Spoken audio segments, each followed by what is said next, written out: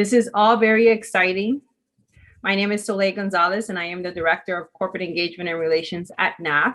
And I am excited to have the opportunity to moderate a panel celebrating Black engineers presented by Raytheon Technologies.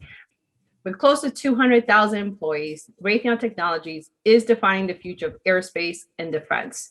And I can spend hours talking about everything that Raytheon does, but why do that when I could just show you a 60-second video?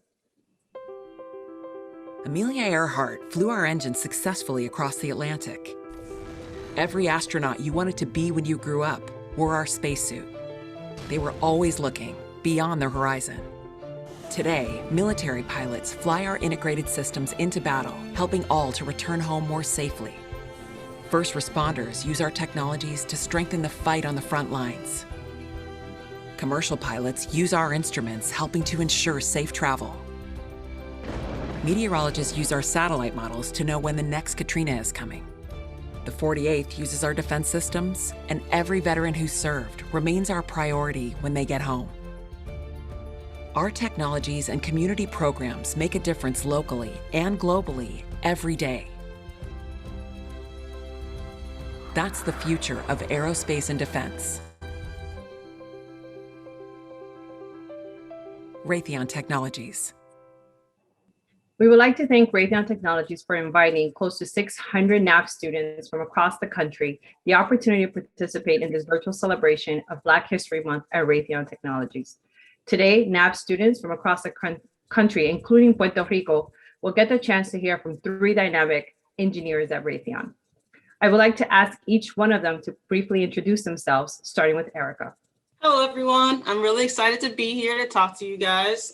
This is an honor for me because I've always considered the next generation of people to be essentially what the reason you're doing what you're doing is for, is to make a way and a pathway for the people coming up behind you. So I'm super excited about your guys' career and what you guys are going to do in the next several years. But I started my career at University of Maryland, where I got my BS in aerospace engineering. And then last year, I completed my master's in space systems engineering. I've been working at I've been working at Raytheon for 9.5 years now. Currently, I am a project engineering manager for power thermal management systems, essentially working on next generation engines and components to enable those technologies, focusing on technology development and project execution. So that's a little bit about what I do. And with that, I'll kick it over to Cedric. So good afternoon, everyone. I am Cedric Fletcher. I've been working for Raytheon Technologies now for 23 or 24 years. I started my career getting my bachelor's and master's degree at Northeastern University in Boston, Massachusetts, and then started with Raytheon out there as a thermal analyst working on radar systems. Then I took a transfer to Tucson, Arizona to become a rocket scientist working on the different missile products that we make out there. And while I was there, I was able to obtain another degree, my MBA from the University of Arizona. And then in 2015, I actually took a job to move to the Washington, D.C. area to become the chief engineer for our cybersecurity business, basically becoming a pseudo hacker and managing all the cyber engineers that we have inside the company. So that's who I am. And now I will take it over to Naija. Hey, good afternoon, everyone. I am also happy to be here with you because I love to get the opportunity to talk to people who are just like me at one point, curious and wanting to know how might I get into this thing. So hopefully we can help you all out with some of your questions. A little bit more about me. I am originally from New York City. I went to school in New Jersey to Rutgers University. I got my bachelor's and master's degree there. That's when I started working full-time at what was UTC, United Technologies, now Raytheon Technologies. I started off with my mechanical degree in test engineering, which is a really fun thing to do. Basically, Other folks will build it. Erica and them will build it, and then we go and break it. So I had a lot of fun there. And then I transferred over into mechanical systems. So then I got a chance to not only test, but design the components that we do test. Now I'm working in the military business as a project engineer as well. And I did a couple of things outside as well. I was a past president of the National Society of Black Engineers. So again, this is really something that is close to my heart, and can't wait to talk to you more about it. Thank you, Nieja. And since you just gave us a great introduction into what you do, the first question is actually for you. And I would like to ask each of you to answer this question, but starting with Nieja, why did you choose engineering as a career? It was really about balancing all of my interests and talents. So when I was younger, I was okay in math. I really was interested in science, but even more so, I liked art. So I like to design and build things and do stuff like that, whether it be furniture. I used to do that with my father quite a bit, or it was building a cake and designing a cake with my mom, who's a chef. So in trying to figure out how to put all of that together into something, engineering became the best thing. The other thing that was really important for me was helping people. And so as an engineer, our sole job is to make sure that we are solving problems. And so between all of that, engineering ended up being the best choice for me. I want to ask you follow-up questions, Nieja, especially about NSBE, because I was actually recruited out of a NSBE conference. Yeah. And so if we get more chances today, I definitely want you to make sure everybody on the phone knows how awesome of an organization NSBE is. Sure. But how I got into engineering, I was actually a wee one, and they asked me, what do you want to be when you grow up, at a doctor's office? And I said, I want to be an astronaut. And the nurse laughed at me and said, you can't be an astronaut. And I decided that can't be true. I'm going to have to do everything I can to go into this direction. So as my interest in that developed over time, I was interested in astronomy. I was fine with math and science. And then I started to realize that more than being an astronaut itself, I was interested in making sure it was possible to do what we wanted to do in space, right? I wanted to kind of make sure that we had the technology to do what my initial interest was. Like, yeah, we made it to the moon, but how do we get farther? How do we go faster? How do we go deeper? How do we continue to explore, right? And so that put me in the direction of, enabling technologies. How do we solve the problems, like Nieja said? How do we do the problem solving around, answering the big questions for ourselves? What's the piece that I can take off and say, you know what, this is one less thing we have to figure out for the future. So very much about like creating the building blocks and like knocking them down. And kind of in that same vein, kind of how Nieja was saying, marrying the different parts of your personality and bringing them together inside of engineering was the part where it's like, how many other people were told that they couldn't do it? How many other people were said, you can't be a part of this, right? Like, how do we both do the developing of technology and finding the nice creative solutions, and then also make sure that everybody's voice is heard? So those two pieces and components are kind of like the driving factors that led me into engineering, and then also engineering in a large company. So that's a little bit how I got into engineering, and a little bit about how I made it into Raytheon Technologies through NSBE. So I was a kid. I spent my formative years, I say my junior high and high school years, in Okinawa, Japan. My dad was in the Air Force as an enlisted personnel. And so we lived on a military base at Kadena Air Force Base. And so I grew up basically watching F-16s, F-15s, and many of you might not know this airplane, but it's called the SR-71 Blackbird. In Okinawa, it was called the Habu. But basically, it's one of the most phenomenal aircraft ever created by engineers. And basically, I got to watch that plane take off every single time. I mean, it went on a mission. So as a kid, I grew up and I said, that's what I wanted to be. And then actually, when I finished up high school, and I actually transferred high school in the middle of my junior year to Colorado. And when I was about to graduate high school, my guidance counselor told me, he goes, Cedric, what are you going to do in college? And he goes, I want to be an engineer. I want to fly F-16s. And even though I was a merit scholar, honor roll. My guidance counselor told me, why don't you major in arts and sciences? It'll be easier in college. And I wanted to prove them wrong. So when I talked to the Air Force recruiters, they told me in order to fly F-16s, I had to major in electrical or mechanical engineering. And because I love building blocks, building stuff, tearing and knocking it down and putting it back together again, and love cars, and it was something that I could see and actually put my hands on. Electricity, I mean, it's just there, it's theories, it's numbers, it's, you know, but it takes a mechanical engineer to design those things in order to generate that electricity. That's where what I chose. I know, shout out to all the MEs out there. That's what I chose. And honestly, I got an appointment to go to the Air Force Academy.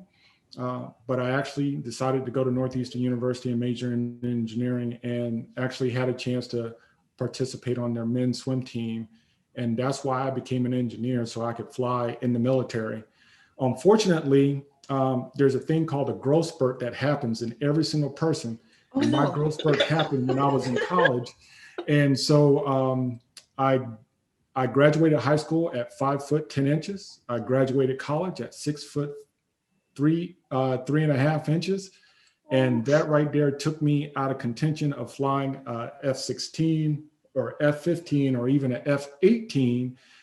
And I was told by the military that I can fly C-130s. And I told them, no, thank you. I don't want to have a career in American Airlines flying cargo jets or passenger airplanes. I wanted to go Mach 3 plus. So that is why I became an engineer. Thank you, Cedric. And that leads me actually to a question that one of the students put in the Q&A, and that is, listening to the different universities that you guys all attended and studied, does it really matter where you choose to go to school if you really wanted to be an engineer?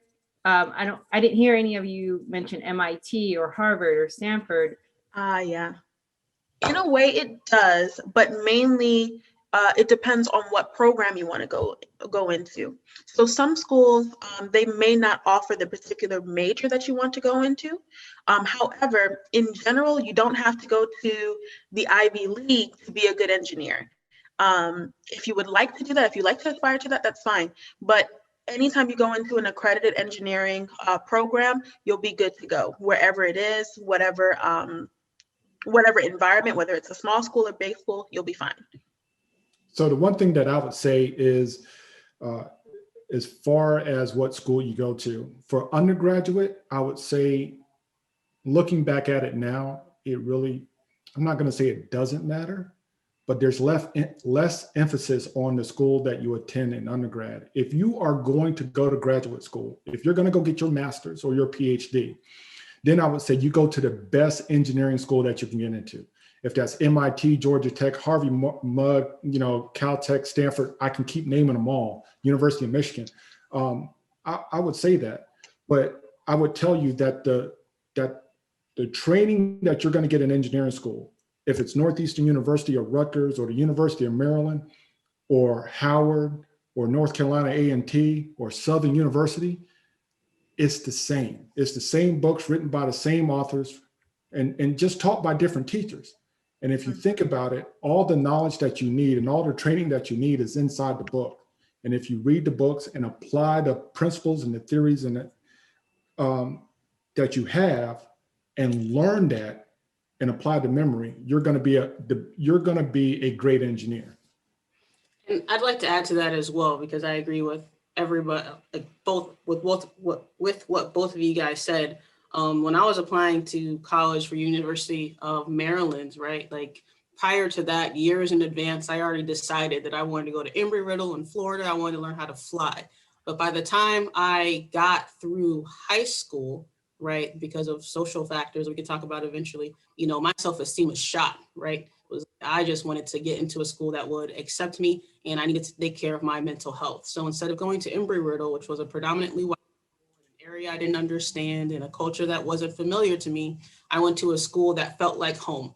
And it happened to be like top 5 for aerospace at the time, right? So it wasn't a bad choice by any means, but that wasn't the deciding factor for me. I had to be in an environment where I knew that I could thrive, because, that's what you have to do. You have to put yourself in a situation that gives you the most options for your future, right? And so when you're deciding your school, super important to make sure that you're going to the school that you can afford and is going to provide you the best, credentials in the future, but you also have to take yourself into consideration when you're making those decisions, because just like Cedric said, it's like you have opportunities in the future to get that big name school if, at some point in your career, you feel like you need to have that big name school. But it's important for yourself that with every decision that you're making sure that you have more options when you come out of that scenario and that environment and that society. So absolutely take into consideration the name and the brand that you're trying to come out with.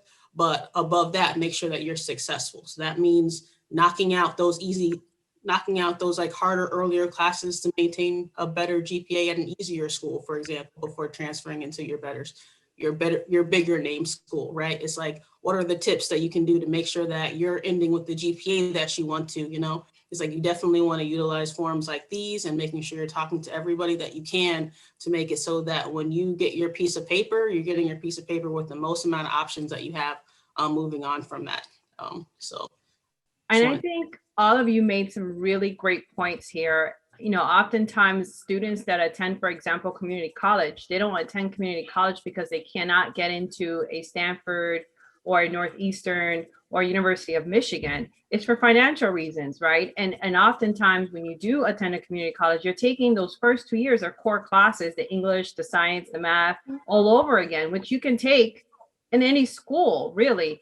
To Cedric's point, right, of the material being relatively the same. So if you can save yourself money and stay home, like Erica mentioned, and study at a low cost and get your bachelor's degree, knowing that you're going to be spending big bucks going to graduate school, then that's a plan that you and your parents should think about working out and planning for your future. We have a few more questions that I do think are important to note because it stays aligned to what we're discussing right now around college and education. And we had a comment that yes, the college you go to does affect your future career and how certain university degrees have more value than others. And that's all relative, right? Sometimes it's not that it's the school itself. Depending on what school you graduate from, it's going to come with a network.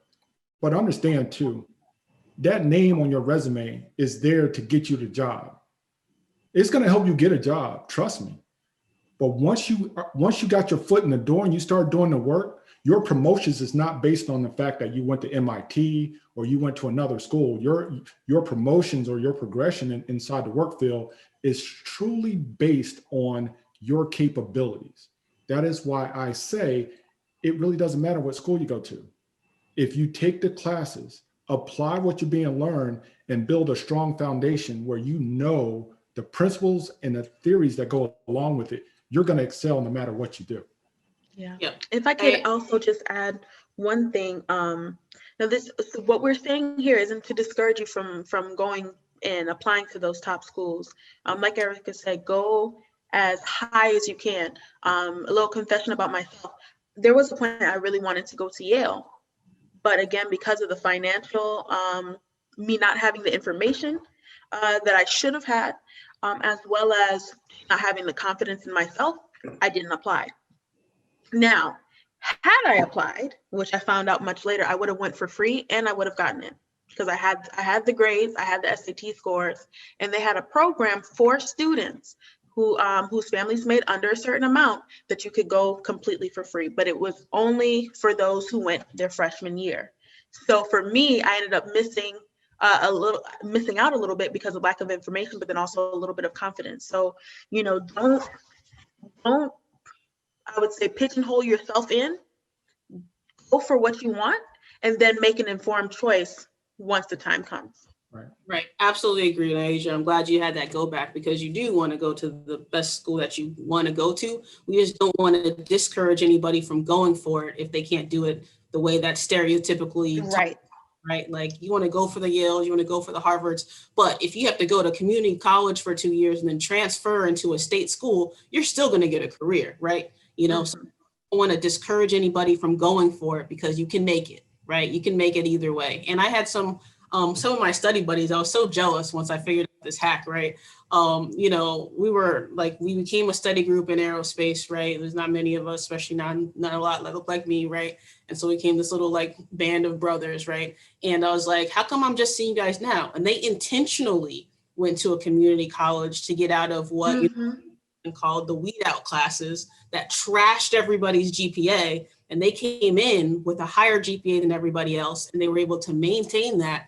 You know, where there's the rest of us, right? You know, we had to go through the classes where they intentionally like, you know, were graded on a curve. So the lower third had a less, you know, had worse grades than the upper third, you know? So it's like, it was a very strategic move that wasn't tied to finances or, you know, ability, right? To go ahead and get those courses out of the way for cheap and for having a good GPA so that you can transfer that into essentially the school you want to. So there's a lot of, strategy that can go around, you know, getting the most bang for your buck and like making sure that you're coming out with that great GPA. But even if you don't come out with a great GPA, like my message to everybody is just don't give up, because just because things aren't working out the way you think they're supposed to, doesn't mean that you actually hit a barrier. You just gotta have to keep thinking creatively, keep asking for help, and you can make it. And similar, Niaja, like I had my self-esteem was trash coming out of high school too. So like I applied to schools, but I didn't apply to the MITs and the Yales either. And it was mostly because my self-esteem was like, I don't think I'll make it. So I don't know what it is that I could have gotten into. All I know is that I landed in the school that was really great for me, and I was able to make a career of it. Yeah, those are great points, right? Because I often think that kids don't even think to apply to certain schools because they just don't see themselves even getting in. And we'll get into that a little bit further because I know this is coming up, right? We had this question lined up for you all, but I would like to talk about the impact of Black engineers throughout history. Cedric, could you share with us some of the contributions made by Black engineers? Yes, I can. And I'm going to try to keep it relevant to people that you may know, or you're even knowing the technology that is being applied today. But, you know, over time, you can look at George Washington Carver and what he did with the peanut, and you look at Madam C.J. Walker, even though she wasn't an engineer, but she invented. And that's where the arts comes in from. And look at what she did. She became the first woman billionaire in a time where Black women shouldn't have even excelled that well. But three people I really want to emphasize is, if you think about the personal computer, if you think about how far the personal computer came from, you know, in the 80s, it was just supercomputers, and no one imagined that people will have these large computers in their home. But the personal computer changed the way that we learn, we execute, and everything else. And that was co-created by Dr. Mark Dean, who worked for IBM. And he's a legend in the engineering field. Another person, NASA engineer, designing some of the most complicated systems there is and everything else. But this person, Lonnie Johnson, is best known for creating the way that we go out in a hot summer day and have water fights. He created the Super Soaker water gun, and it's still being sold today. It came out in the early 80s, late 80s. And just think about it, from a paycheck standpoint, he is still getting paid off that design and everything else. And he actually created a Super Soaker that was so powerful that it's not developed. So just think about that.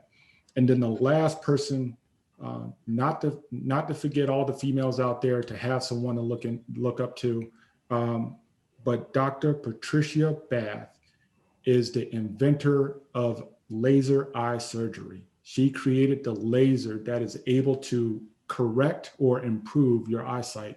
So those are three things that I think are relevant to keep it relevant for today, things that you may know and hopefully people won't need laser eye surgery, but when you get older, it's something you might want to consider, especially me. But those are things that I just wanted to highlight. Yeah, some of the things I really liked about what you said, Cedric, is that it goes across some themes about like having fun, right? It's like creating the things that are interesting to you. You know, it's like having opportunity and a platform to give back, you know, like when you pursue these careers, you have an opportunity to like do something that can be helpful to your community and have a platform to say things and be a part of like institutions and organizations like this. And you make money. It's like, how can you forget that? Exactly. So thank you for those examples. That's, you know, oftentimes we tell our kids or tell students, don't ask how much, you know, a speaker makes, but, you know, I think it's important to note that engineers do make a substantial amount of money. It is a job or a career that you can live a pretty decent life if you choose to go into that pathways. And when you look at trends in the job industry, the future is endless when it comes to engineering, tech, and STEM and technology. You know, that's where the future is going to be as far as jobs is concerned. So we do have some more questions coming in from students, and one of them is still kind of related to education and what students can possibly do that are in high school right now. If they're really interested in this field, what can they start to look into? What types of classes should they be taking? What types of things should they be looking on YouTube for? Should they be teaching themselves certain things? Like, what should they be getting into that could help prepare them for those college courses? Yeah, absolutely. There's really a lot of things that you can do. I think the first step is really understanding what you're interested in, because that can kind of guide and direct you as to what resources that you use. There's so much out there. I would definitely say if you are interested in more of the physical side of engineering, like electrical, mechanical, you definitely want to make sure you're taking your physics. If you're interested in things such as medicine, then either bio or chemistry really can be helpful to you. Or even if you're, for some who might be interested in, you know, making a makeup line or some type of clothing line, chemistry as well is really good for you, as well as the mathematics. Now, don't be scared about math. Math just helps you count your money, okay? So you want to get into the math classes so you can make sure nothing's missing when your paycheck comes. So you also want to do your math classes. And then I think in terms of high school classes, the last thing that people might overlook is English. There is a big space for language in engineering, because you have to be able to communicate your ideas. So don't only lean to the science and math. Make sure your English is being pruned as well, so that you'll be able to communicate. And then last, you can definitely go on your YouTube. If you're a coder, there's so many free resources where you can practice, as well as potentially get some internships at the high school level. So there's really a lot that you can start with right now. And you mentioned internships, which I think it's a great segue to the next question around the importance of having a mentor. Did any of you have that one person or multiple people? And I know sometimes even mentors change, right? You have a mentor that while you're in high school, but then when you get into post-secondary, it's a different type of mentor that you seek. And then when you actually start your career, you might even have a completely different mentor. And how important are these phases of mentorship to your success as engineers, especially as engineers of color? Having people in your corner is essential, right? As a lot of times you see somebody who seems like a single breakout star, you're like, man, they're so smart, they did great. And it's like reality, everybody needs people to stand on the shoulders of, to get lessons learned, to continue to move through organizations and disciplines and things. And so I had a mentor in high school, right? I transferred in the middle of high school. So my second high school was pretty much, didn't know anybody, didn't know what's going on, was very sad, you know, didn't have any friends, all that. And my physics teacher noticed, right? He noticed that something seemed to be off. And so he essentially like started feeding me little things like, oh, you should take modern physics. You should take intro to engineering. You should be in my class for this. You should sign up for, you know, engineering ambassadors, right? And so he started just throwing things my way. And so kind of through those relationships, like he became my mentor and really got me through a rough patch, right? And so a lot of times at the time I didn't know what a mentor was at that time, right? But there are people in your life that have that ability to influence you, and that's pretty essential. As you grow and develop, you can start seeking those people out, right? It's like, you're doing what I want to do. It's like, you seem to be good at something that I would like to be better at, you know? And so you can start picking at those people. You don't have to say, hey, please be my mentor. You can say, hey, do you mind if I come to you with X, Y, and Z? Or I have this question that I was trying to ask. And so it doesn't have to be a formal mentorship relationship, but you can just start keeping your eyes open for people who have things that you would like to emulate. And then in professional life, I have career mentors, you know, to say, hey, I'm trying to make a decision. How do I do this? I have peer mentors where it's like, hey, we need to talk about how both of us are going to make it through this organization and make sure that we're all successful. You know, it's like, you just recognize that in almost anybody that you interact with, there's something that they know that you don't really, and really recognizing like the potential that everybody kind of has in your life to kind of help sow into you and become a better version of yourself. I did want to make a quick note on the previous conversation, like understanding how to do computer aided design, CAD, and get your like computer skills up in terms of being able to model and do some coding is also something that could be a differentiator when you move through your career. Definitely echoing everything that Erica said. I also want to just highlight, for me, the first Black woman that I saw in engineering was actually in my junior year of college. And so it's going to be different for you all now. There's much more diversity, and I think more of us are becoming involved after we've kind of gone through the process. But that was really my first mentor.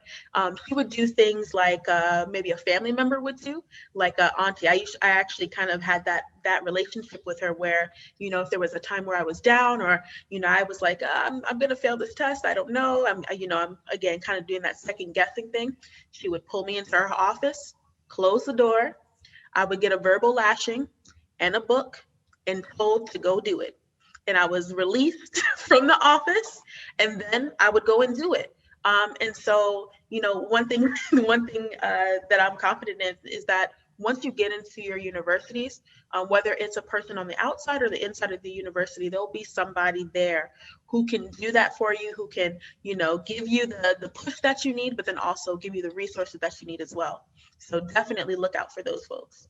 What is a moment in your career that made you the most proud to be a Black engineer?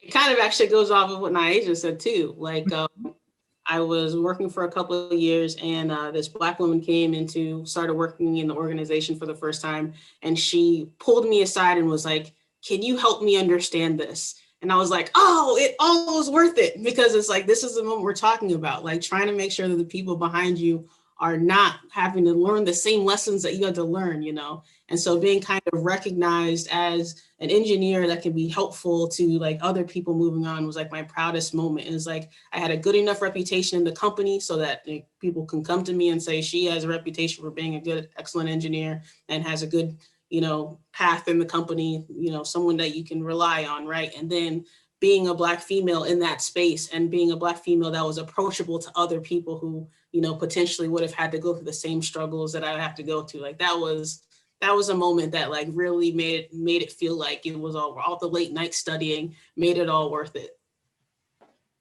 That was a proud moment for me. So I would say the proudest moment I had in my career, there's been multiple, but the most proudest moment I had, in 2019, I won an award for professional achievement at the Black Engineer of the Year Awards, which is a very prestigious award ceremony and STEM conference that's held every year. I was going to that conference since I started with Raytheon, you know, their recruiting and everything else. And every year I heard the amazing things that all of these people did, all the patents that these Black engineers had, and all of their achievements. And then actually being chosen to walk on that stage and be recognized for the work that I've done was a very proud moment. And to have my parents there, you know, solidified everything, right? Because it was all the hard work and all the sacrifice that they did, you know, not being able to afford me to go to Northeastern, you know, the second and third jobs that they had to take to send myself and my brother and sister to college. You know, you know, I can see I could see how proud they were at the same time. So having them there, having them see that That was a proud moment for me. And if I could, Soleil, I just want to take this opportunity just to say, there was a question by Eric Rodriguez that came up, and he asked a very good question. Eric, the only thing I would say is no. And I would say this to everybody out there: you define who you are. No school, no person, nothing defines you. You define who you are. So if you want to be an engineer, if you want to be an astronaut, if you want to be a scientist, whatever, you make that choice. You go apply yourself to do it. And then let your work speak for itself. I want to talk a little bit about some of the skills that are necessary to become a successful engineer.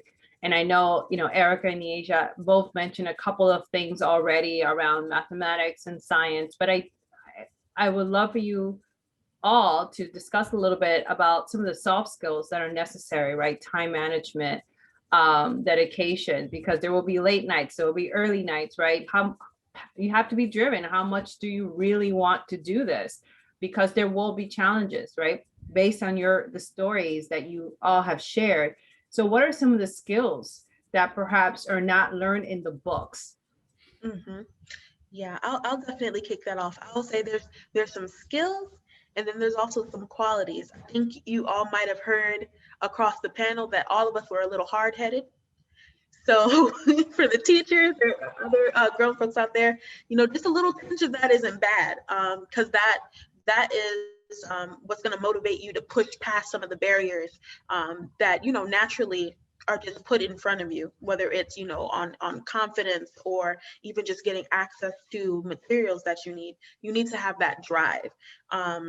Also, engineers are inherently people who want to help people. They want to solve problems. We like to make things easier for people, places, and things. So if you're a person who is passionate, you have empathy, and you want to improve the quality of life, whether it be for people, it could be animals, whatever it might be, then also you'd make a great engineer. And then I would say the last thing is, it's not the last thing I can think of at the moment is, a person who has a hunger for learning. Engineers, we're constantly learning and evolving and trying to kind of build on top of our skills. It's always about improvement. So if you're a person like that, then again, you'll be a great engineer. And if you don't have it just yet, that's okay. You can work on it and develop that, as you go along the way. So I would say definitely keep those 3 things on your top tickers if you want to be successful. And that really goes for life as well. Is it a good idea to do an internship before starting your real job? And I think especially in the field of engineering, it's important because oftentimes students don't know the many different pathways to engineering that are really available. And it's depending on the company, right? Depending on the industry, healthcare versus aerospace versus finance. There's so many different possibilities. So how else do you really know if it isn't for an internship opportunity? And perhaps one of you can share that one internship that kind of validated that this is what you wanted to really do. Internships are a must, I would say.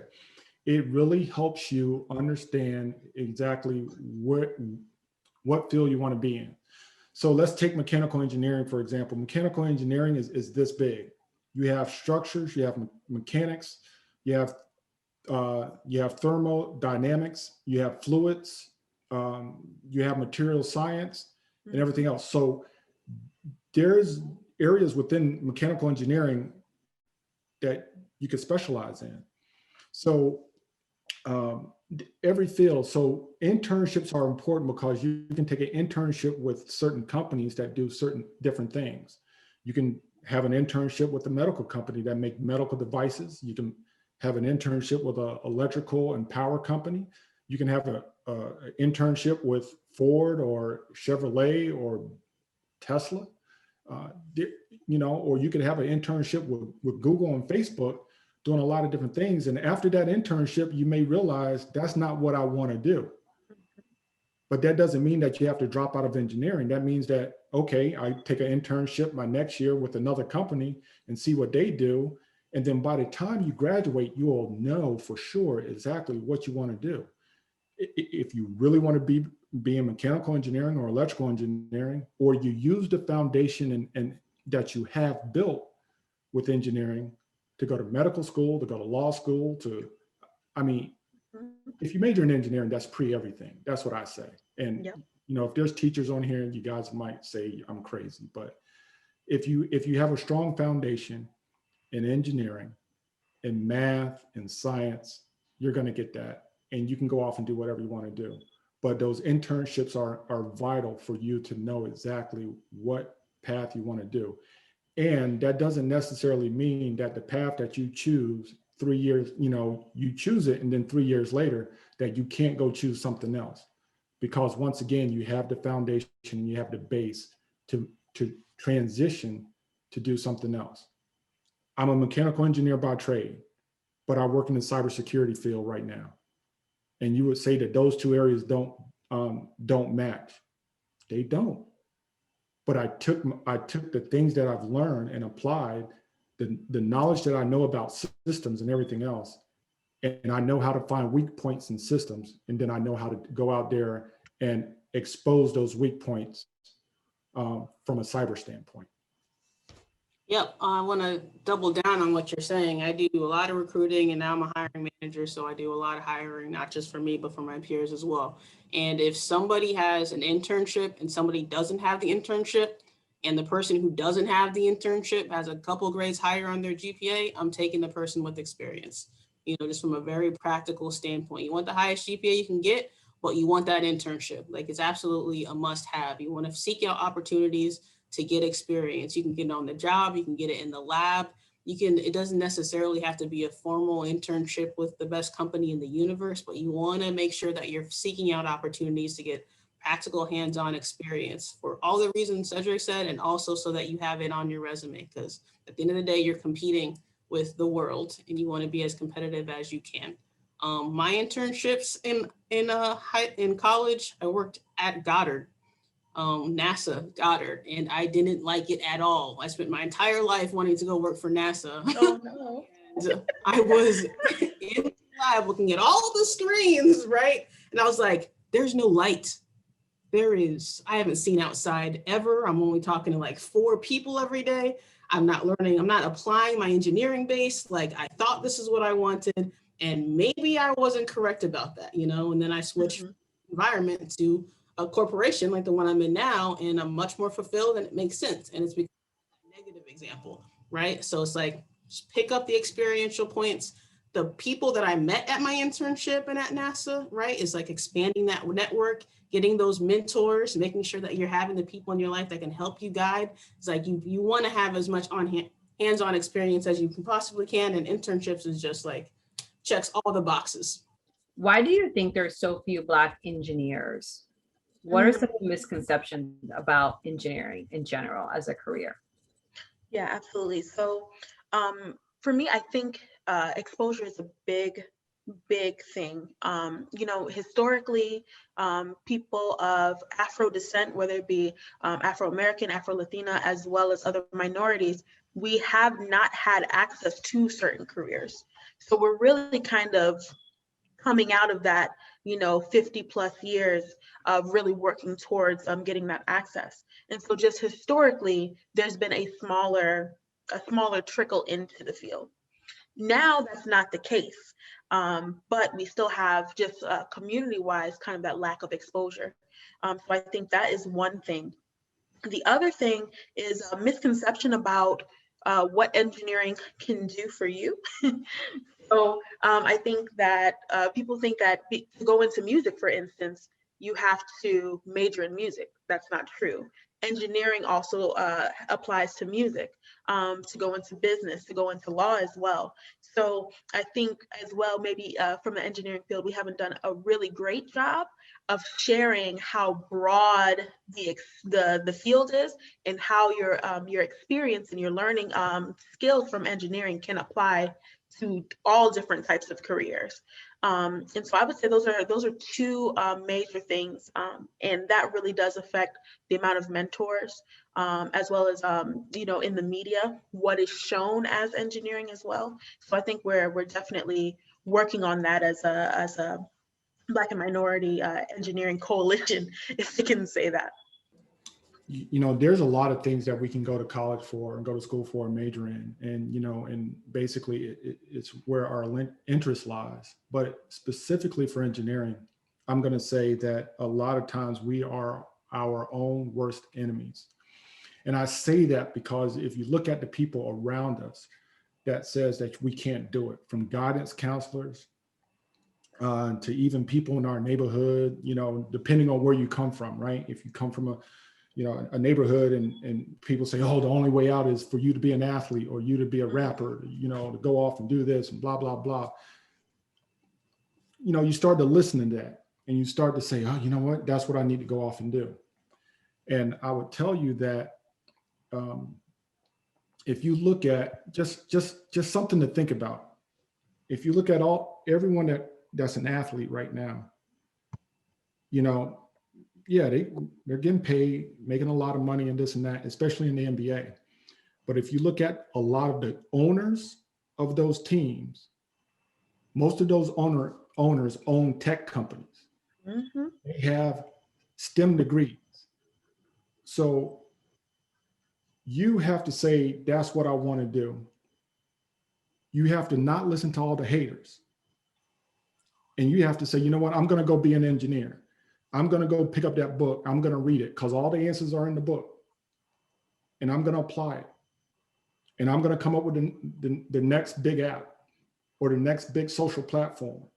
Or I'm going to come up with the next electric vehicle that's cooler than Tesla. And you know what? And that's what I want to go off and do. That's what I'm going to do. You don't have to work for a large corporation. You can apply your skills to build your own company. And then you can grow your own company. And you know what? You could be the person that signs LeBron James' check because that's the most powerful guy that LeBron James knows.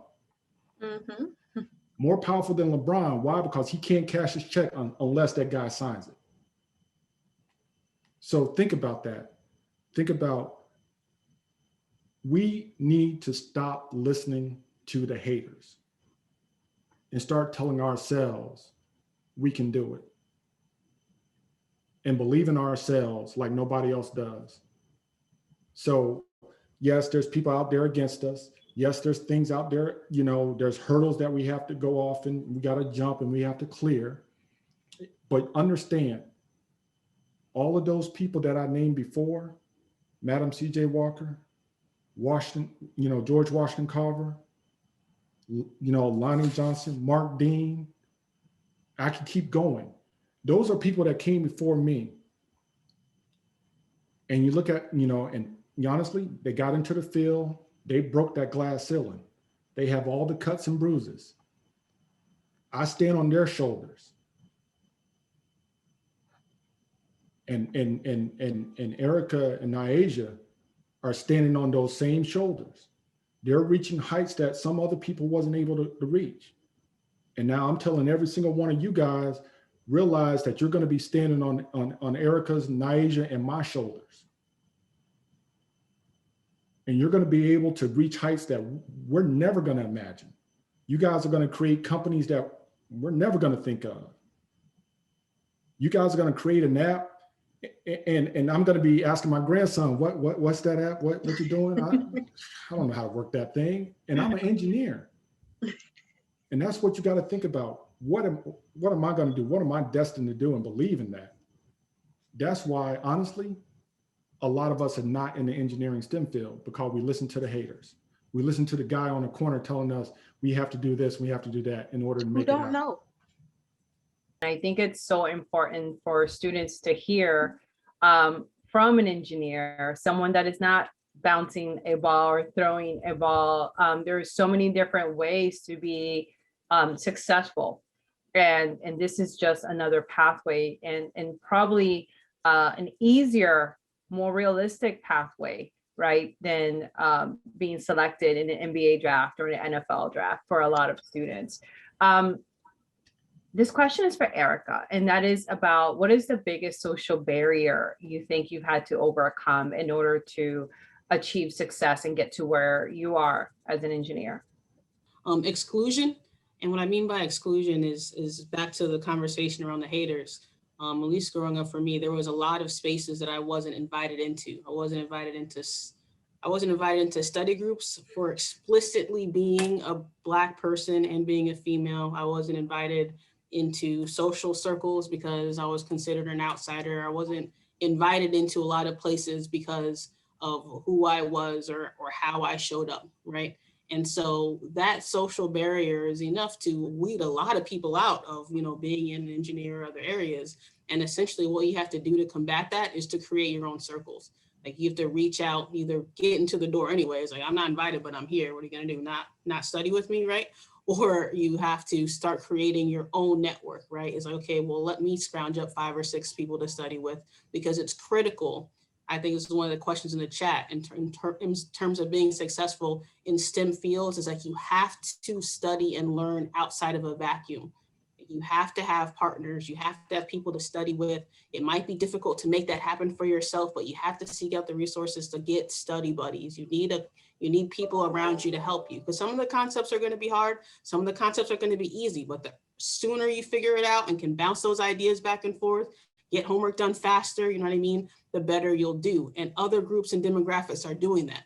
So in order to be successful, like you're always going to need the people around you. So my biggest social barrier were the haters and exclusion, right? And you need to essentially get yourself included into areas if it's not going to happen naturally and recognize that that might be happening without you knowing it. So you want to make sure that you have people around you that are helping you.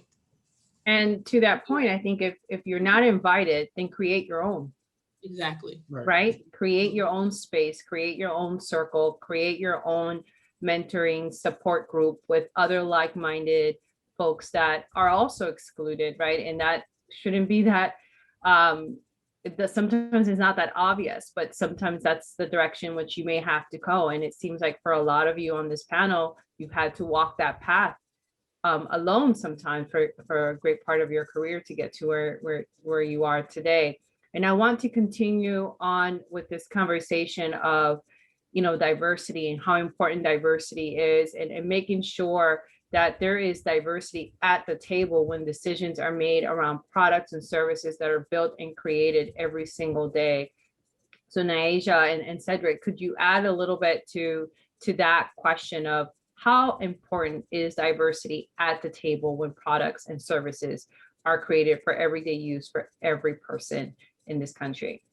You can't create a solution for everybody unless you're considering everyone. For instance, when you look at city planning, I know it might not be a career that's familiar, but that's also something that engineers get into. There are certain places where the power lines are put underground, and that's for a reason. For access, so that there's more fresh air, all of these types of things, versus in other areas, you might be totally surrounded by just industrial foolishness, for lack of better words. And that was somebody's decision based on just their experience. But had somebody from that area, from that neighborhood, from that experience, been at the decision-making table, then maybe a different choice would have been made. Same things with roads and highways going through different places. And so, again, it's really, again, difficult to serve people that you're not considering or that you don't value. And that's why it's important for us to be at the table, whether we get invited or not, like Erica and many of us have experienced. We have to make sure that we're at the table so that we can bring the best home for our families, for our futures, for our friends, etc. So I think that's one thing why it's important for us. But then also, again, for these larger technical companies or companies in general, the more the merrier, right? When it comes to customers. So we want to be able to, they are going to also want our dollars, want our support. So we have to make sure that we're holding them accountable to making solutions that apply to us as well. So this is, I would say, 2 different sides of the coin, but some of the reasons why diversity is really, really important. So real quick, I'm going to steal from Soleil because it's a perfect example. So the Chevy Nova was a car. And if you think about it, at the time that that car was created, you know, we can just imagine that the majority of those engineers that were in that room and those designers were all Caucasian.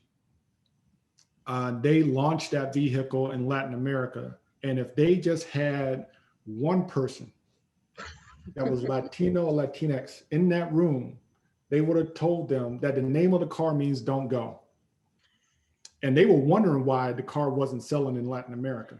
Because you're sending us a car that says it doesn't go. So why do I want to buy it? So that's a perfect example of why diversity, why you got to have people with different mindsets, different thoughts, different, just who are different, to be in a room to look at products differently. How are we going to market that? What does it mean? How are we going to build that? Because if you get people, here's an example.